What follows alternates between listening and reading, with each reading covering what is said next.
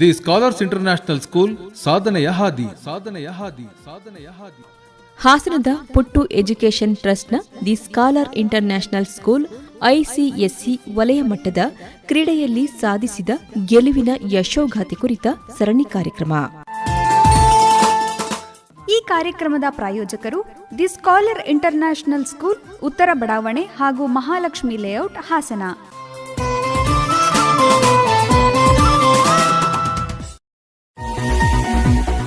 Scholars international school ICSE Hassan ಮಕ್ಕಳ ಸಮಗ್ರ ಅಭಿವೃದ್ಧಿಗೆ ಸಮರ್ಪಿತವಾದ ಅತ್ಯುತ್ತಮ ಶಿಕ್ಷಣ ಸಂಸ್ಥೆ. ಇಲ್ಲಿ ಮಕ್ಕಳ ಭೌತಿಕ, ಭಾವನಾತ್ಮಕ, ಸಾಮಾಜಿಕ ಹಾಗೂ ಸೃಜನಾತ್ಮಕ ಬೆಳವಣಿಗೆಗೆ ವಿಶೇಷ ಆದ್ಯತೆ ಇದೆ. ಈ ಸಾಲಿನ ಐಸಿಎಸ್ಇ 10ನೇ ತರಗತಿ ಬೋರ್ಡ್ ಪರೀಕ್ಷೆಯಲ್ಲಿ 100% ಪ್ರಥಮ ದರ್ಜೆ ಫಲಿತಾಂಶ ಬಂದಿರುತ್ತದೆ. ನಿಮ್ಮ ಮಗುವಿನ ಸಮಗ್ರ ಬೆಳವಣಿಗೆ ಮತ್ತು ಉಜ್ವಲ ಭವಿಷ್ಯಕ್ಕಾಗಿ ಸ್ಕಾಲರ್ಸ್ ಇಂಟರ್ನ್ಯಾಷನಲ್ ಸ್ಕೂಲ್ ಅತ್ಯುತ್ತಮ ಆಯ್ಕೆ. ಸಂಪರ್ಕಿಸಿ 9886365579. ಇಂದಿನ ಸಂಚಿಕೆಯಲ್ಲಿ ವಿವಿಧ ಪದಕಗಳನ್ನು ತಮ್ಮದಾಗಿಸಿಕೊಂಡಿರುವ ಸಾಧನೆಯ ಕುರಿತು ಹಾಸನದ ದಿ ಸ್ಕಾಲರ್ಸ್ ಇಂಟರ್ನ್ಯಾಷನಲ್ ಸ್ಕೂಲ್ನ ವಿದ್ಯಾರ್ಥಿ ಎಂ ಅಧರ್ವ, ಅವರ ಪೋಷಕರಾದ ಸೌಮ್ಯ ಮಧು ಹಾಗೂ ಸಂಸ್ಥಾಪಕ ಪ್ರಾಂಶುಪಾಲರಾದ ಡಾಕ್ಟರ್ ಎಚ್ಎನ್ ಚಂದ್ರಶೇಖರ್ ಅವರೊಂದಿಗಿನ ಸಂದರ್ಶನವನ್ನ ಆಲಿಸೋಣ. ಸಂದರ್ಶಿಸುತ್ತಾರೆ ಅರಕಲಗೂಡು ವಿ ಮಧುಸೂದನ್.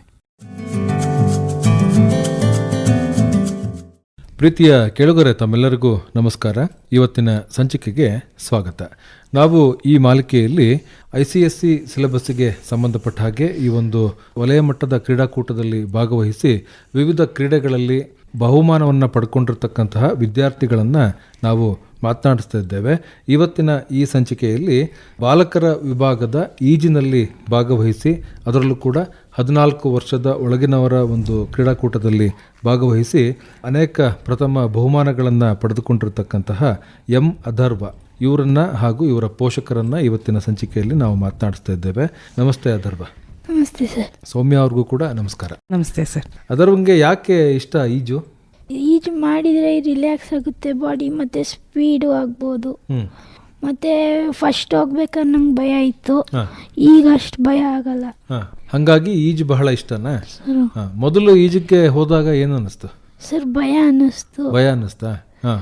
ಸರ್ ಇಳಿಯೋಕ್ಕೆ ಭಯ ಆಗ್ತಿತ್ತು. ಇಳಿಯೋದಕ್ಕಿಂತ ಮೊದಲೇ ಭಯ ಆಯ್ತು, ಇಳಿದ್ಮೇಲೆ ಭಯ ಆಯ್ತು? ಸರ್ ಇಳಿಯೋಕ್ಕಿಂತ ಮೊದಲೇ ಭಯ ಆಯ್ತು, ಇಳಿದ್ಮೇಲೆ ಆಮೇಲೆ ಭಯ ಹೊರಟೋಗ್ಬಿಡ್ತಲ್ವಾ?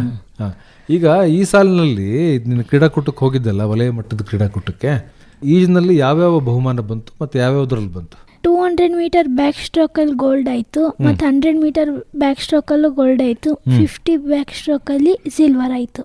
ಏನು ಬ್ಯಾಕ್ ಸ್ಟ್ರೋಕ್ ಅಂತ ಅಂದ್ರೆ ಏನು? ಹಿಂದ್ಗಡೆ ಮಲ್ಕೊಂಡು ಹೊಡಿಬೇಕು. ಓಹೋ, ಅಂತರ ಮಲ್ಕೊಳ್ತೀವಲ್ಲ ನಾವು, ಹಂಗೆ ಮಲ್ಕೊಂಡು ಹೊಡಿಯೋದ? ಅದಿಷ್ಟನಾ ನಿಂಗೆ? ಯಾಕೆ? ನಾನು ಫಸ್ಟಿಂದನೂ ಅದನ್ನೇ ಟ್ರೈನಿಂಗ್ ಜಾಸ್ತಿ ತಗೋತಿದ್ದೆ, ಅದಕ್ಕೆ. ಅದಕ್ಕೋಸ್ಕರ ಅದು ಇಷ್ಟ ಆಯಿತು ನಿನಗೆ. ಇಷ್ಟ ಆಗಿ ಅದರಲ್ಲೇ ನೀನು ಭಾಗವಹಿಸ್ತಾ ಇಲ್ವಾ? ಈಗ ಮಗಂಗೆ ಈಜು ಕಲಿಸ್ಬೇಕು ಅಂತ ಯಾಕೆ ಅನ್ನಿಸ್ತು ಸೌಮ್ಯ ಅವ್ರಿಗೆ? ಸರ್, ಫಸ್ಟ್ ಅವ್ರು ಹಾಕಿ ಹೋಗ್ತಿದ್ದು, ಸ್ವಲ್ಪ ಹೈಟ್ ಕಮ್ಮಿ ಇದ್ರು, ಅದಕ್ಕೆ ಹೈಟ್ ಆಗ್ಲಿ ಅನ್ನೋಕ್ಕೋಸ್ಕರ ನಾವು ಸ್ವಿಮ್ಮಿಂಗ್ ಹಾಕಿದ್ವಿ. ಸ್ವಿಮ್ಮಿಂಗ್ಗೆ ಕಂಟಿನ್ಯೂ ಮಾಡಿದ್ವಿ ಸರ್. ಸ್ವಿಮ್ಮಿಂಗ್ಗೆ ಕಂಟಿನ್ಯೂ ಮಾಡಿದ್ರಿ. ಅದನ್ನ ಒಂದು ಕ್ರೀಡೆಯಾಗಿ ಭಾಗವಹಿಸಬಹುದು ಅಂತ ಹೇಳಿ ಮಗಂಗೆ ಹೇಗೆ ಹೇಳ್ಕೊಟ್ರಿ? ಅವ್ರಿಗೂ ಅದು ತುಂಬಾ ಇಷ್ಟ ಆಯ್ತು ಸರ್. ತುಂಬಾ ಇಷ್ಟ ಆಯ್ತು. ಫಸ್ಟ್ ಹೋಗಕ್ ಇಷ್ಟಪಡ್ತಿರ್ಲಿಲ್ಲ, ಅಲ್ಲಿಗೆ ಹೋಗ್ತಾ ಹೋಗ್ತಾ ಅವ್ರಿಗೂ ತುಂಬಾನೇ ಇಂಟ್ರೆಸ್ಟ್ ಆಯ್ತು ಮಾಡಬೇಕು ಅಂತ. ಹಂಗಾಗಿ ಅದನ್ನೇ ಕಂಟಿನ್ಯೂ ಮಾಡಿದ್ವಿ ಸರ್. ಸರ್, ಈಗ ಈಜಿನಂತಹ ಕ್ರೀಡೆಯಲ್ಲೂ ಕೂಡ ನಿಮ್ಮ ವಿದ್ಯಾರ್ಥಿಗಳು ಭಾಗವಹಿಸಲಿಕ್ಕೆ ತಾವು ಹೇಗೆ ಪ್ರೋತ್ಸಾಹವನ್ನು ಕೊಡ್ತಾ ಇದ್ದೀರಿ? ಬೇಸಿಕಲಿ ನಮ್ಮ ಸ್ಕೂಲಲ್ಲಿ ಏನು ಸ್ವಿಮ್ಮಿಂಗ್ ಪೂಲ್ ಇಲ್ಲ ಸರ್, ಈಜ್ಕೊಳ ಇಲ್ಲ. ಆದ್ರೂ ಈಜಿನ ಪ್ರಶಸ್ತಿಗಳು ಮಾತ್ರ ಇದೆ. ಮಕ್ಳು ಇಂಟ್ರೆಸ್ಟ್ ಇದ್ರೆ ಅವ್ರು ಎಲ್ಲಿದ್ರು ಪೇರೆಂಟ್ಸ್ ಕಳಿಸ್ಕೊಡ್ತಾರೆ ಸರ್. ನಾವು ಸಪೋರ್ಟ್ ಮಾಡಿದ್ರೆ ಮಕ್ಳಿಗೂ ಖುಷಿ ಆಗುತ್ತೆ. ಹಾಗಾಗಿ ಪಾರ್ಟಿಸಿಪೇಷನ್ ಮಾಡ್ತಿದಾರ ಇಲ್ವೋ ಅಂತ ನಾವು ರೆಗ್ಯುಲರ್ ಚೆಕ್ ಮಾಡ್ತಿರ್ತೀವಿ, ವಿಚಾರಿಸ್ಕೊಳ್ತಿರ್ತೀವಿ. ಆಮೇಲೆ ಅಲ್ಲಿ ಕೋಚ್ಗಳೆಲ್ಲ ಪರಿಚಯ ಇದ್ದಾರೆ ಸರ್, ಅವ್ರನ್ನ ವಿಚಾರಿಸ್ಕೊಳ್ತಿರ್ತೀವಿ. ಯಾರ್ಯಾರು ಈ ಕಾಂಪಿಟೇಷನ್ ಲೆವೆಲ್ ಮಟ್ಟಕ್ಕಿದ್ದಾರೆ, ಯಾರ್ಯಾರನ್ನ ಪುಷ್ ಮಾಡಿದ್ರೆ ಗೆಲ್ಲ ಮಟ್ಟಕ್ಕೆ ಹೋಗ್ತಾರೆ, ಅದನ್ನೆಲ್ಲ ವಿಚಾರಿಸ್ಕೊಂಡು ಅಂತ ಮಕ್ಳುಗಳಿಗೆ ಪುಷ್ ಮಾಡಿಸ್ತಾ ಹೋಗ್ತೀವಿ ಸರ್. ಹಾಗಾಗಿ ನಮ್ಮಲ್ಲಿ ಪೂಲ್ ಇಲ್ಲ ಅಂದ್ರೂ ಸ್ವಿಮ್ಮರ್ಸ್ಗಳು ಜಾಸ್ತಿ ಇದ್ದಾರೆ. ಸರ್, ಈಗ ಈ ಕ್ರೀಡೆಗೆ ಹೆಚ್ಚು ಒತ್ತನ್ನ ಕೊಡಬೇಕು ಅಂತ ಹೇಳಿ ತಮ್ಗೆ ಯಾಕೆ ಅನ್ನಿಸ್ತು? ಬೇಸಿಕಲಿ ನಾನು ಕ್ರೀಡಾಪಟು ಸರ್. ಹಾಗಾಗಿ ಕ್ರೀಡೆ ಆಡಿದ್ರೆ ಮಕ್ಳುಗಳಿಗೆ ಎಷ್ಟು ಸಪೋರ್ಟಿವ್ ಆಗಿರುತ್ತೆ, ಮತ್ತು ಸ್ಪೆಷಲಿ ಸರ್ ನೀವು ಸ್ಪೋರ್ಟ್ಸ್ ಅಂತಲ್ಲ, ಎನಿ ಸ್ವೆಟ್ ಔಟು ಹ್ಯಾಪಿ ಹಾರ್ಮೋನ್ಸ್ಗಳು ರಿಲೀಸ್ ಆಗುತ್ತೆ. ಹೌದು, ಸ್ವೆಟ್ ಆದ ತಕ್ಷಣ ಕೆಲವರಿಗೆ ಭರತನಾಟ್ಯ ಮಾಡಿದಾಗ ಸ್ವೆಟ್ ಆಗ್ತಾರೆ, ಅವಾಗ ಹ್ಯಾಪಿ ಹಾರ್ಮೋನ್ಸ್ ರಿಲೀಸ್ ಆಗುತ್ತೆ. ಇಲ್ಲ ಕೆಲವರು ಹಾಕಿ ಆಡ್ತಾರೆ, ಫುಟ್ಬಾಲ್ ಆಡ್ತಾರೆ, ಅಥ್ಲೆಟಿಕ್ಸು, ಆ ಹ್ಯಾಪಿ ಹಾರ್ಮೋನ್ಸ್ ರಿಲೀಸ್ ಆದರೆ ಮಕ್ಕಳು ಹೆಲ್ತ್ ಚೆನ್ನಾಗಿರುತ್ತೆ, ಎಲ್ಲದಕ್ಕೂ ಮೋಟಿವೇಶನ್ಸ್ಗಳು ಸಿಗುತ್ತೆ. ಹಂಗಾಗಿ ಆ ಉದ್ದೇಶದಿಂದ ಕ್ರೀಡೆಗಾಗಲಿ ಕೋ-ಕರಿಕ್ಯುಲರ್ ಯಾವುದೇ ಚಟುವಟಿಕೆಗಳಿಗೆ ಸಪೋರ್ಟಿವ್ ಆಗಿ ಸ್ಕೂಲು ಇರುತ್ತೆ ಸರ್ ಅಂತ ಮಕ್ಳುಗಳಿಗೆಲ್ಲ. ಅದರ ಈಗ ನೀವು ಎಲ್ಲಿ ಪ್ರಾಕ್ಟೀಸ್ ಮಾಡ್ತೀರಾ ನೀವು ಈಜನ್ನ? ಮಹಾರಾಜ ಪಾರ್ಕಲ್ಲಿ ನಮ್ಮ ಕೋಚ್ ಹೆಸರು ಕಿರಣ್ ಸರ್ ಅಂತ ಹೇಳಿ. ಅವ್ರು ತುಂಬ ಸಪೋರ್ಟ್ ಮಾಡ್ತಾರೆ ಮತ್ತು ಸ್ಕೂಲ್ ಕಡೆಯಿಂದನೂ ಸಪೋರ್ಟ್ ಮಾಡ್ತಾರೆ. ಕಾಂಪಿಟೇಷನ್ ಎಲ್ಲ ಸ್ಕೂಲ್ ಕಡೆಯಿಂದನೂ ಕರ್ಕೊ ಹೋಗ್ತಾರೆ, ಸರ್ರು ಕರ್ಕೊ ಹೋಗ್ತಿರ್ತಾರೆ. ಹಂಗಾಗಿ ನನಗೆ ಮೆಡಲ್ ಬಂದಿದೆ. ಪ್ರಾಕ್ಟೀಸ್ ಎಷ್ಟೊತ್ತಿಗಿರುತ್ತೆ ಅದರ ಬಗ್ಗೆ? 5 ಗಂಟೆಯಿಂದ 8 ಗಂಟೆವರೆಗೂ ಪ್ರಾಕ್ಟೀಸ್. ಬೆಳಗ್ಗೆ 5 ಗಂಟೆಯಿಂದ ಸಂಜೆ 5 ಗಂಟೆಯಿಂದ ಬೆಳಗ್ಗೆನೂ ಇರುತ್ತೆ. ನೀವು ಸಂಜೆ ಹೋಗ್ತೀರಾ ನೀವು? ಯಾಕೆ ಸಂಜೆ ಹೋಗ್ತೀರಾ ನೀವು? ಬೆಳಗ್ಗೆ ಸ್ಕೂಲಿಗೆ ರೆಡಿಯಾಗಿ ಓದ್ಕೊಂಡು ಹೋಗಕ್ಕೆ ಟೈಮ್ ಆಗಲ್ಲ, ಅದಕ್ಕೆ ಸಂಜೆ ಹೋಗೋದು. ಯಾರು ಬರ್ತಾರೆ ನಿಮ್ಮ ಜೊತೆಗೆ? ಬೆಳಗ್ಗೆ ಹೋಗೋದಾರ ಒಂದೊಂದ್ಸಲಿ ಅಪ್ಪ ಬರ್ತಾರೆ, ಇಲ್ಲ ಸಂಜೆ ಅಮ್ಮ ಬರ್ತಾರೆ. ಎಷ್ಟೊತ್ತು ಮಾಡ್ತೀರಾ? 5ರಿಂದ 8ರವರೆಗೂ ಮಾಡ್ತೀರಾ? 5ರಿಂದ 8 ತುಂಬಾ ಲಾಂಗ್ ಅಂತ ಅನ್ಸಲ್ವಾ? ಜಾಸ್ತಿ ಅಂತ ಅನ್ಸಲ್ವಾ?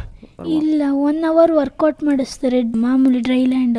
ಆಮೇಲೆ ಇನ್ನು 2 ಅವರ್ಸ್ ಸ್ವಿಮ್ಮಿಂಗ್ ಅಲ್ಲಿ ವರ್ಕೌಟ್ ಮಾಡಿಸ್ತಾರೆ. 2 ಅವರ್ಸ್ ಸ್ವಿಮ್ಮಿಂಗ್ ಅಲ್ಲಿ ವರ್ಕೌಟ್ ಮಾಡಿಸ್ತಾರೆ. ಎಷ್ಟು ವರ್ಷದಿಂದ ಪ್ರಾಕ್ಟೀಸ್ ಮಾಡ್ತಾ ಇದ್ದೀರಾ ನೀವು? ನಾನು 4 ವರ್ಷದಿಂದ. ಮುಂದೆ ಇನ್ನು ಏನು ಮಾಡಬೇಕು ಅಂತ ಈಜ್ನಲ್ಲಿ? ನ್ಯಾಷನಲ್ ಲೆವೆಲ್ಗೆ ಹೋಗಬೇಕು ಅಂತ ಹೇಳಿದೆ. ಈಗ ಓದ್ತಾ ಇರೋದು ಎಷ್ಟನೇ ಕ್ಲಾಸ್ ನೀವು? 7th ಓದ್ತಾ ಇದ್ದೀರಾ. ನಿಮಗೆ ಓದಕ್ಕೆ ಏನು ತೊಂದರೆ ಆಗೋದಿಲ್ವಾ? ಇಲ್ಲ, ತೊಂದರೆ ಆಗೋದಿಲ್ಲ. ಓದಲಿಕ್ಕೆ ಹೆಚ್ಚು ಒತ್ತನ್ನು ಕೊಡ್ತಾರೆ ಅನೇಕ ತಂದೆ ತಾಯಿಯರು. ನೀವು ಸ್ಪೋರ್ಟ್ಸಲ್ಲೂ ಕೂಡ ಹೇಗೆ ಅವನಿಗೆ ಪ್ರೋತ್ಸಾಹವನ್ನು ಕೊಡ್ತಾ ಇದ್ದೀರಿ? ಸರ್, ಸಂಜೆ ಟೈಮೆಲ್ಲ ಸ್ಪೋರ್ಟ್ಸ್ಗೆ ಹೋಗೋದಾಗುತ್ತೆ. ಅರ್ಲಿ ಮಾರ್ನಿಂಗ್ 5 o'clock ಎದ್ದು ಓದೋದು. ಅಂದರೆ ಸ್ಕೂಲಲ್ಲೂ ಟೀಚರ್ಸ್ ಎಲ್ಲ ಕ್ಲಾಸಲ್ಲೇ ಎಲ್ಲ ಪ್ರಾಕ್ಟೀಸ್ ಕೊಟ್ಟಿರ್ತಾರೆ. ಒಂದ್ಸಲ ಮನೆಗೆ ಬಂದು ರಿವೈಸ್ ಮಾಡ್ಕೊಳ್ಳೋದು. ರಿವೈಸ್ ಮಾಡಿಬಿಟ್ಟು ಅದನ್ನೇ ಪಿಕಪ್ ಆಗಿ ಓದೋದ್ರಲ್ಲೂ ಇದ್ದಾರೆ ಸರ್. ಓದೋದ್ರಲ್ಲೂ ಕೂಡ ಇದ್ದಾರೆ. ಈಗ ಅವ್ರಿಗೆ ಸ್ಪೋರ್ಟ್ಸ್ಗೆ ಸಂಬಂಧಪಟ್ಟ ಹಾಗೆ ಇನ್ನು ಏನೇನು ಮಾಡಬೇಕು ಅಂತ ಆಸೆ ಇದೆ ನಿಮಗೆ? ಸರ್, ಅವರು ಈಗ ಸ್ವಿಮ್ಮಿಂಗಲ್ಲಿ ಒಂದು 10 ಮೆಡಲ್ಸ್ ಆಗಿದೆ. ಇನ್ನೂ ಮುಂದೆ ಅಚೀವ್ಮೆಂಟ್ ಮಾಡಿ ಮುಂದೆ ಹೋಗ್ಬೇಕು ಅನ್ನೋದು ಆಸೆ ಇದೆ ಸರ್. ಈಗ ಎಷ್ಟು ಸಾರಿ ನೀವು ಬೇರೆ ಬೇರೆ ಊರುಗಳಿಗೆ ಹೋಗಿದ್ದೀರಾ ಈ ಥರ ಸ್ಪೋರ್ಟ್ಸ್ಗೆ ಅಂತ ಹೇಳಿ? 5 ಸಲ ಹೋಗಿದ್ದೀನಿ. 5 ಸಾರಿ ಹೋಗಿದ್ದೀರಾ?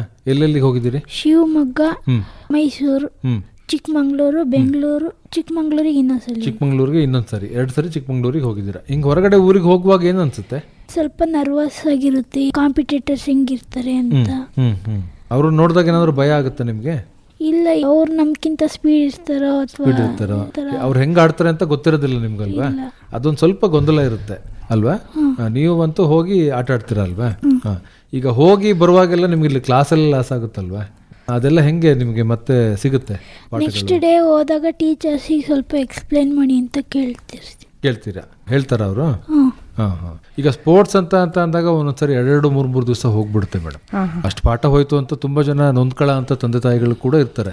ಆದ್ರೆ ಈ ಮಕ್ಕಳಿಗೆ ಹೇಗೆ ಅದನ್ನ ಮತ್ತೆ ತಿಳಿಸ್ಕೊಡೋ ಅಂಥದ್ದು? ಸರ್, ಸ್ಕೂಲ್ ಕಡೆಯಿಂದಲೂ ಸಪೋರ್ಟ್ ಮಾಡ್ತಾರೆ. ಈಗ ಒಂದು ದಿನ ಪಾಠ ವೇಸ್ಟ್ ಆದ್ರೂ ಅದನ್ನ ನೆಕ್ಸ್ಟ್ ಹೋಗ್ಬಿಟ್ಟು ಮ್ಯಾಮ್ಗಳಿಗೆ ಕೇಳಿದ್ರೆ ಅವರು ಮತ್ತೆ ರಿಪೀಟ್ ಮಾಡ್ತಾರೆ, ಎಕ್ಸ್ಪ್ಲೇನ್ ಮಾಡ್ತಾರೆ, ನೋಟ್ಸ್ಗಳೆಲ್ಲ ಇಸ್ಕೊಂಡು ಕಂಪ್ಲೀಟ್ ಮಾಡಿಸ್ಕೊಳ್ಳೋಕೆ ಟೈಮ್ ಕೊಡ್ತಾರೆ. ಎಲ್ಲ ಸಪೋರ್ಟ್ ಮಾಡ್ತಾರೆ ಸರ್ ಸ್ಕೂಲ್ ಕಡೆಯಿಂದಲೂ. ಮೂಲಭೂತವಾಗಿ ಮೊದಲಿಂದಲೂ ನಿಮಗೆ ಕ್ರೀಡೆ ಬಗ್ಗೆ ಆಸಕ್ತಿ ಇತ್ತ? ಸರ್, ನಾನು ಅಥ್ಲೆಟಿಕ್ಸ್ ಪ್ಲೇಯರು. ಹಂಗಾಗಿ ನನ್ನ ಮಗನ್ನು ಏನಾರ ಮಾಡ್ಬೇಕು ಅನ್ನೋದೊಂದು ಇತ್ತು ಸರ್. ಹಂಗಾಗಿ ಅವ್ರಿಗೆ ಅದ್ರ ಕಡೆ ಕಾನ್ಸಂಟ್ರೇಟ್ ಇರ್ಲಿಲ್ಲ, ಸ್ವಿಮ್ಮಿಂಗ್ ಕಡೆ ಇದೆ. ಹಂಗಾಗಿ ಸ್ವಿಮ್ಮಿಂಗ್ ಅಲ್ಲೇ ಮುಂದುವರ್ಸಕ್ಕೆ ಇಷ್ಟ ಇದೆ ಸರ್. ಸ್ವಿಮ್ಮಿಂಗ್ ಅಲ್ಲಿ ಮುಂದುವರ್ಸ್ಬೇಕು ಅನ್ನೋ ಅಂತ ಆಸಕ್ತಿ. ಬೇರೆ ಇನ್ನೇನು ಆಟ ಆಡ್ತಾರೆ ನಿಮ್ಮ ಮಗ? ಸರ್, ಹಾಕಿ ಆಡ್ತಿದ್ರು. ಇವಾಗ ಸ್ವಿಮ್ಮಿಂಗ್ ಒಂದೇ ಮಾಡ್ತಿರೋದು ಸರ್. ಸ್ವಿಮ್ಮಿಂಗ್ ಒಂದೇನೆ. ಇನ್ನು ಬೇರೆ ಬೇರೆದೆಲ್ಲದು ಕಲ್ತ್ಕೊಂಡಿದ್ದೀರಾ ನೀವು? ಬೇರೆ ಬೇರೆದೆಲ್ಲ ಇರುತ್ತಲ್ಲ, ಎಲ್ಲದನ್ನು ಕಲ್ತ್ಕೊಂಡಿದ್ದೀರಾ? ಇದು ಬ್ಯಾಕ್ ಸ್ಟ್ರೋಕ್ ಅಲ್ಲೇ ಯಾಕೆ ಬಂತು ಪ್ರಶಸ್ತಿ? ಬ್ಯಾಕ್ ಸ್ಟ್ರೋಕ್ ನಾನು ಎಲ್ಲ ಸ್ಟ್ರೋಕ್ ಮಾಡೋಕ್ಕಿಂತ ಇದು ಸ್ವಲ್ಪ ಸ್ಪೀಡ್ ಮಾಡ್ತೀರಾ? ಬೆಸ್ಟ್ ಟೈಮಿಂಗ್ಸ್ ಕೊಡ್ತಿದ್ದೆ, ಅದಕ್ಕೆ ಇದರಲ್ಲಿ ಬಂತು. ಹಾಗಾಗಿ ಇದಕ್ಕೆ ನಿಮಗೆ ಪ್ರೈಸ್ ಬಂತಲ್ವಾ? ಏನನ್ನಿಸ್ತು ಪ್ರೈಸ್ ಬಂದಾಗ? ಖುಷಿ ಅನ್ನಿಸ್ತು. ಖುಷಿ ಆಯ್ತಾ? ಬರಲ್ಲ ಅನ್ಕೊಂಡಿದ್ದೆ, ಆದ್ರೆ ಬಂತಲ್ಲ ಅಂತ ಹೇಳಿ ಖುಷಿ ಆಯ್ತಲ್ವಾ? 2 ಗೋಲ್ಡ್ ಮೆಡಲ್ ಸಿಕ್ತಲ್ವಾ? ಏನ್ ಮಾಡಿದ್ರಿ 2 ಗೋಲ್ಡ್ ಮೆಡಲ್? ಮನೆಯಲ್ಲಿದೆಯಾ? ನಿಮ್ಮ ಕೋಚ್ ತುಂಬಾ ಚೆನ್ನಾಗಿ ಕಲ್ಸ್ಕೊಡ್ತಾರೆ ಅನ್ಸುತ್ತಲ್ವಾ ಕಿರಣ್ ಸರ್ ಅವರು? ಮಾರ್ನಿಂಗು ಈವ್ನಿಂಗ್ 2 ಟೈಮೇ ಬನ್ನಿ ಅಂತಾರೆ. ಆದ್ರೆ ನಮಗೆ ಓದಕ್ಕೆ ಸ್ವಲ್ಪ ಪ್ರಾಬ್ಲಮ್ ಆಗುತ್ತೆ ಅಂತ 1 ಟೈಮ್ ಹೋಗ್ತಿದ್ದೀವಿ. 1 ಟೈಮ್ ಹೋಗ್ತಾ ಇದ್ದೀರಾ? 1 ಟೈಮೇ ಸಾಕಾಗುತ್ತಾ ಪ್ರಾಕ್ಟೀಸ್? ಇಲ್ಲ 2 ಟೈಮ್ ಮಾಡಬೇಕು ಅಂತ ಅನ್ಸುತ್ತಾ? ಇಲ್ಲ, ಒನ್ ಟೈಮೇ ಸಾಕು ಅನಿಸುತ್ತೆ. ಸ್ಯಾಟರ್ಡೇ ಹಾಲಿಡೇಸ್ ಎಲ್ಲ ಇದ್ದಾಗ ನಾನು 2 ಟೈಮ್ ಹೋಗ್ತಿರ್ತೀನಿ. 2 ಟೈಮು ಹೋಗ್ತೀರಾ. ಮತ್ತೆ ಈಗ ಎಷ್ಟನೇ ಕ್ಲಾಸ್ ಓದ್ತಾ ಇರೋದು ಅದರ್ವ? 7th ಓದ್ತಾ ಇರೋದಲ್ವಾ? 7th ಈಗ ICSE ಎಲ್ಲ ತುಂಬ ಕಷ್ಟ ಅಂತೇಳಿ ಹೇಳ್ತಾರೆ. ನಿಮಗೆ ಕಷ್ಟ ಅಂತ ಅನ್ಸುತ್ತಾ, ಏನು ಅನ್ಸುತ್ತೆ? ಇಲ್ಲ, ಈಸಿ ಅನ್ಸುತ್ತೆ. ಈಸಿ ಅಂತ ಅನ್ಸುತ್ತಾ?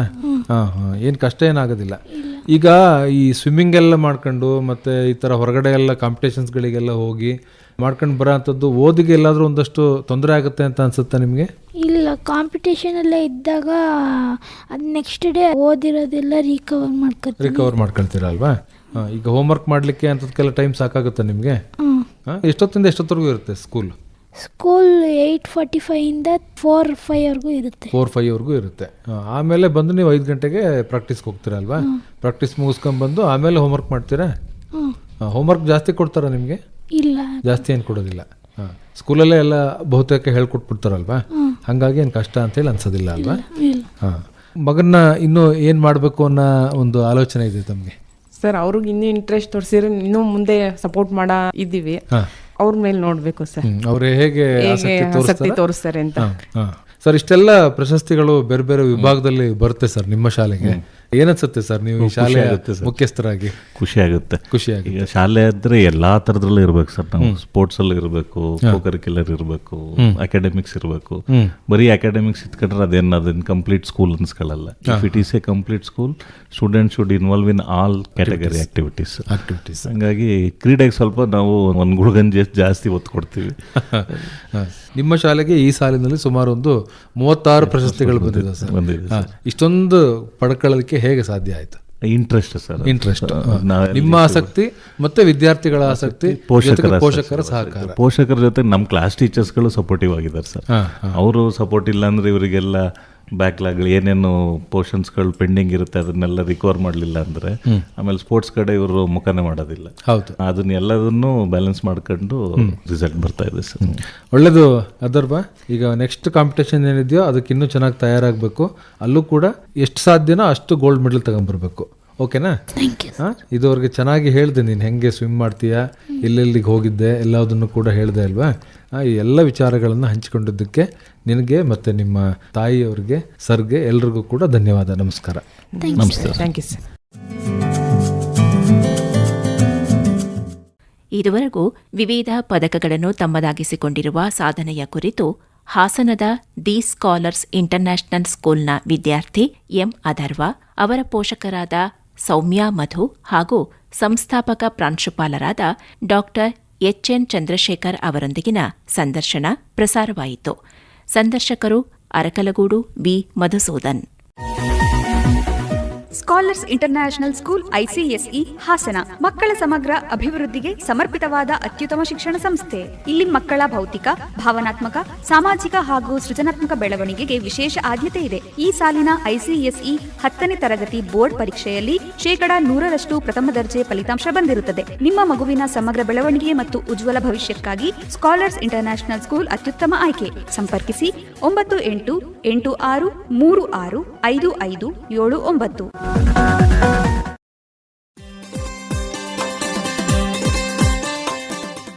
ಇದುವರೆಗೆ ದಿ ಸ್ಕಾಲರ್ಸ್ ಇಂಟರ್ನ್ಯಾಷನಲ್ ಸ್ಕೂಲ್ ಸಾಧನೆಯ ಹಾದಿ. ಹಾಸನದ ಪುಟ್ಟು ಎಜುಕೇಷನ್ ಟ್ರಸ್ಟ್ನ the scholar international school ICSE ವಲಯ ಮಟ್ಟದ ಕ್ರೀಡೆಯಲ್ಲಿ ಸಾಧಿಸಿದ ಗೆಲುವಿನ ಯಶೋಗಾಥೆ ಕುರಿತ ಸರಣಿ ಕಾರ್ಯಕ್ರಮ ಮೂಡಿಬಂತು. ಈ ಕಾರ್ಯಕ್ರಮದ ಪ್ರಾಯೋಜಕರು ದಿ ಸ್ಕಾಲರ್ ಇಂಟರ್ನ್ಯಾಷನಲ್ ಸ್ಕೂಲ್, ಉತ್ತರ ಬಡಾವಣೆ ಹಾಗೂ ಮಹಾಲಕ್ಷ್ಮಿ ಲೇಔಟ್, ಹಾಸನ.